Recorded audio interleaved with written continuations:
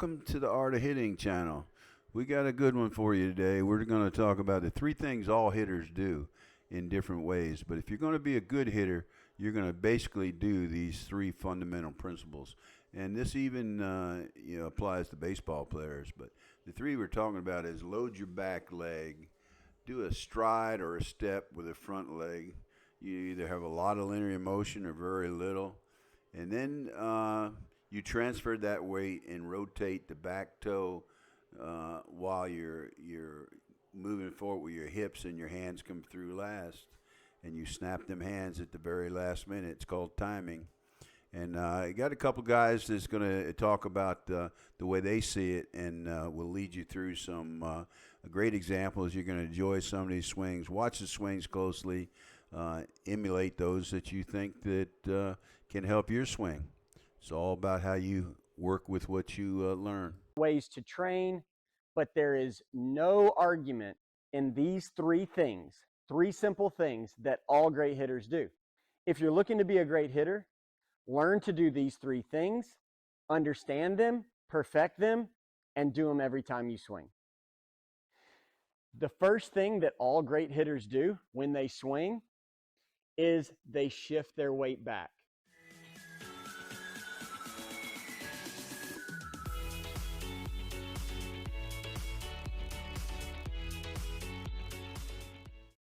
I call it loading up.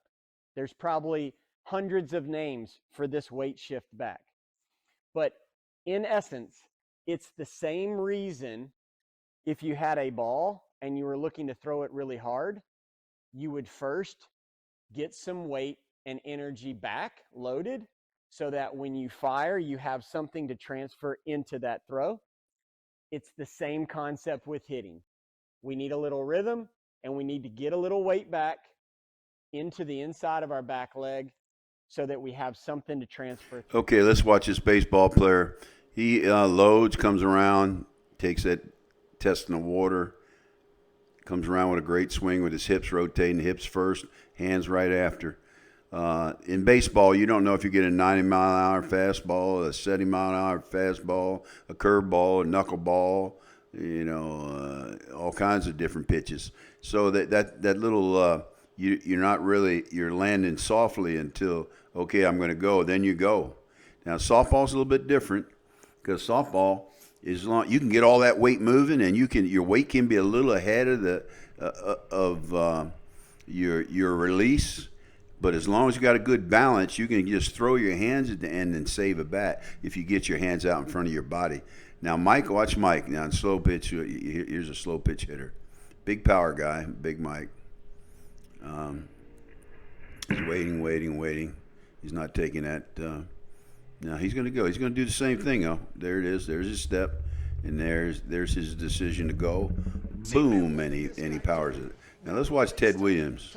To hitters today, this guy was beyond his years. He knew what he was doing. They didn't have the video back then. They didn't have all the stuff, the tools they have now. This guy was a student of the game. And that book, The Science of Hitting, was so good. Now, the first thing he did was watch how he loads his hips. Watch this little kickback. Look at that little kickback with the front knee. He loads his backside on this kick. Watch.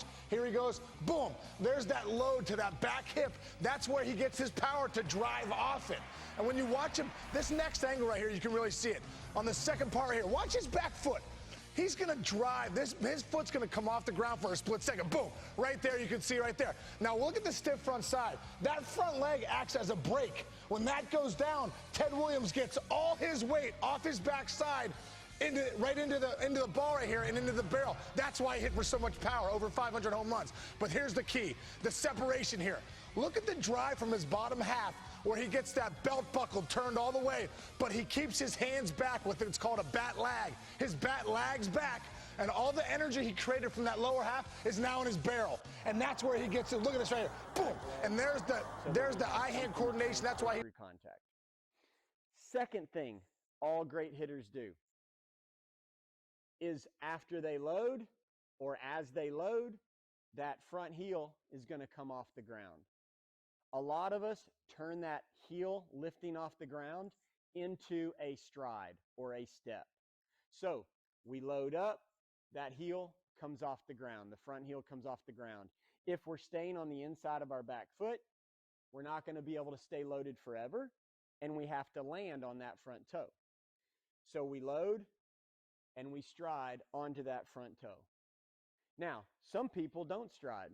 Some people just lift that heel and they're on their toe.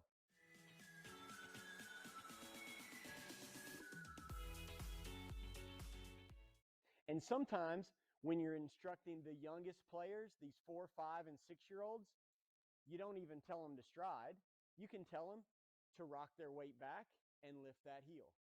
And then naturally, it might turn into a little step. Now, when you're on your toe, I like to tell players it's the feeling of testing the water at the side of a swimming pool. To see if the water's hot or cold, you put your toe in. So when you're testing the water, you're really focused on keeping your weight back here so you don't fall in the pool. When we stride, that's a good swing thought, to be soft on that front toe and test the water. Is this perfect? Probably not.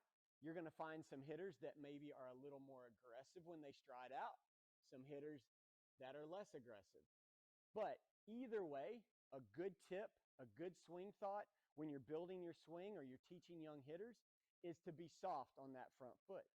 Even in my college and professional days, one of the things I had to visit anytime my hitting was not at its best was how was I Watching this couple of slides, let me point out, I don't agree with what the gentleman said about you being more aggressive, you take a longer stride, less aggressive, you take a shorter stride. I think it's a personal preference, especially in softball.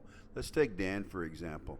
Dan is going to do this walk-up stride, and that's a linear motion he's doing, and there's a lot of debate about that, but Dan really does well with it. See, he stops now and plants and does, but he had that linear motion gone, and there's got to be something to it. I haven't figured it out in scientific form, but now here's my son Scott. He's different.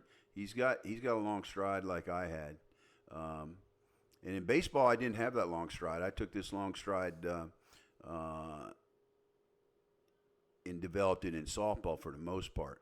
But my heel toe, I took that from baseball, and the close stance I developed in softball. Let's listen to this guy again. Hitters do is once they load and they test that water, they're going to put that front heel down and transfer their weight up onto that back toe.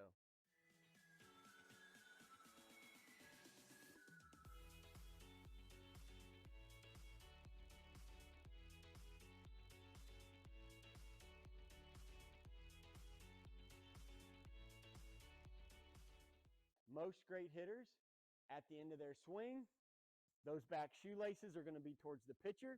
They're going to rotate that lower half. But the cue of transferring our weight up onto that back toe should get us where we need to be. 3 basic things. We load, test the water, pop up onto that back toe. Take a look at some of the best players, slow their swings down, and you will be able to identify these 3 things that all great hitters do. Now, the reason I use other people to explain a lot of this is they do it so well that it's a lot better to fit the videos in to relate it back to softball. Some people say things so well it's worthless to try to say it any better, but it can be explained a little better. Now, the one thing you should get out of this is the lower part of your body, the heel toe, and you can look at Bruce and I. We're pretty similar.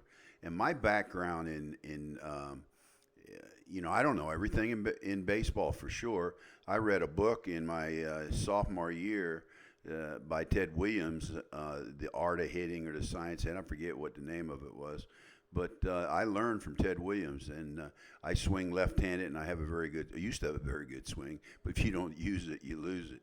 But what we have here is that the rotation, the 3 things we went over, are very important to a hitter.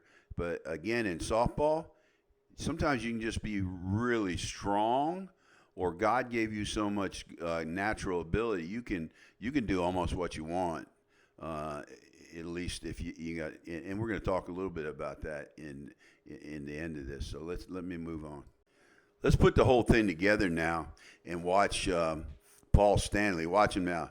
There's his foot going to go forward, and he comes around so fast. Look, and he's so quick. He's about 6'7". Look, see how he comes around? Look at that. He gets his whole body, and he's turning his feet.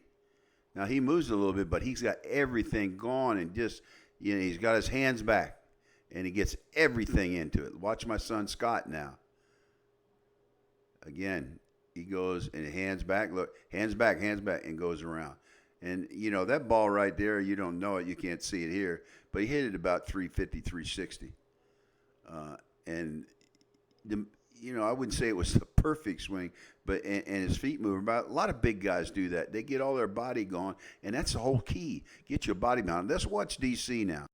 Look, in my career, I backed up Dave Reed, Bruce Meade, Ray Fleetwood, Bruce Fairchild, just to name a few. Not that I'm name dropping, but these guys are huge guys. This is my man here, DC Cabael.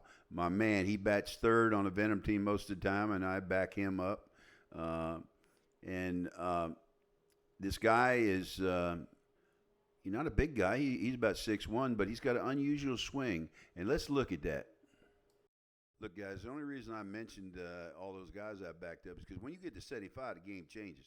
A guy like DC becomes a key man because look at this swing right here. You see, it's not the greatest mechanics in the world. See the way he's coming? Look, he's doing some basic things. He's striding, but he's not striding like we're saying. But he hits it good. That almost went out. You realize that? That almost went out. It hit the bottom of the fence, if I remember correctly. And see, he's got the leg moving. He goes down, and he puts it testing the water. Look, he's got in the swing because he's getting some momentum behind his swing, and he's getting it all going forward. And he comes around, he goes up under it, and he catches it real well. DC's one of the best average hitters. I mean, he hits the gap real well. You know how the young guys got gapper gone, like Bob Bryan said, gapper gone. Well, dude, in 75, the gap's still important. I think in 75 is gap or you're out. No, but you hit it to the 75 guys in our level, they're going to catch it. But if you make them run for it, I mean, just like anything else, things slow down. But look at the way he swings. I mean, there's nothing wrong with it because in my philosophy, if you learn to duplicate that, you can do anything. Like I say, he's one of the best. You don't want him up when the game's on the line. That boy's going to come through. Yes, sirree, my man DC. I hope you enjoyed this video.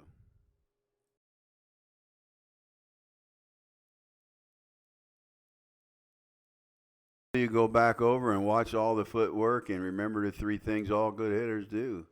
They load their back leg, stride, step, or on their front leg, and get that full swing going with your hands back. Keep your hands back. Hey, remember the dugout sponsored by the Florida Senior Sports Association along with the Art of Hitting Club.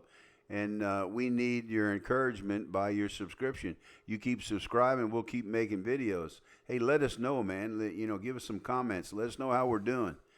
Have a good year. 2024 is a big year.